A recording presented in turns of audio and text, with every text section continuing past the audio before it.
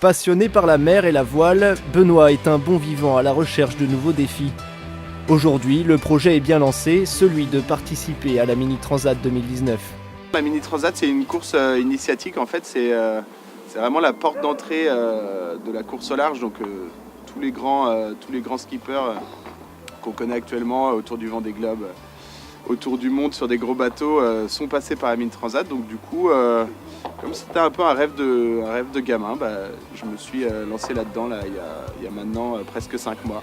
En attendant 2019, c'est une toute autre course que Benoît doit mener, celle des sponsors, car la voile est un sport qui coûte cher. Les sponsors, c'est vraiment la grosse partie, la grosse partie là, dans laquelle je suis actuellement. Le budget global de mon projet se situe autour de 175 000 € à peu près. Donc ça comprend beaucoup de choses, ça comprend la place de port ici, ça comprend toutes les manutentions, les chantiers, la logistique, l'équipement, le matériel, les inscriptions aux courses qui coûtent très cher, les stages de survie que je dois faire, ça comprend énormément de choses, et puis surtout l'achat du bateau. Donc voilà, ouais, en plein dans la recherche de partenaires. Aujourd'hui, le budget il est bouclé à 65% avec un beau sponsor qui s'appelle Bugbuster. Voilà, je les remercie d'avoir déjà rejoint l'aventure. Et puis il me reste encore à peu près 60 000 € à trouver. Donc il reste encore une belle place à prendre pour faire partie du projet.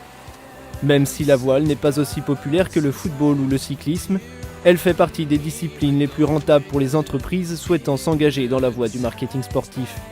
Ainsi, de grandes marques comme la Trinitaine, Bonduelle ou encore Fleury-Michon ont pu, grâce à la voile, s'offrir à faible coût une notoriété de dimension nationale.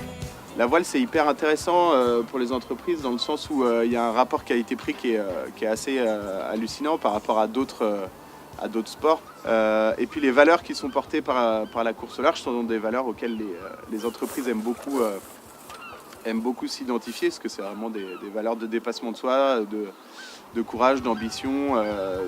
Donc ça, c'est la première partie. Et puis derrière, ça peut être un super projet en termes de com interne, de com externe. C'est un axe super positif pour attirer les jeunes qui sont surtout des profils de plus en plus en quête d'aventure. Il faut que ce genre de profil sache qu'ils puissent s'identifier à quelque chose, à un projet. Et donc c'est un peu ce qu'on essaye de faire avec les entreprises qu'on recrute aujourd'hui. Puis sans parler après des aspects business, puisque parfois on peut aussi combiner partenariat sportif et business. Même si Benoît est toujours à la recherche de partenaires pour partir, il le dit lui-même, il sera présent sur la ligne de départ. A priori, il n'y a pas de raison qu'il ne soit pas financé. On est déjà à 65% du budget et le départ est dans 1 an et demi.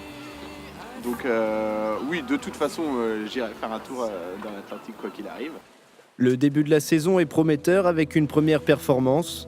Benoît remporte après un final serré la 2e place dans sa catégorie de la Plastimo Lorient Mini 650. Une aventure à suivre avec attention.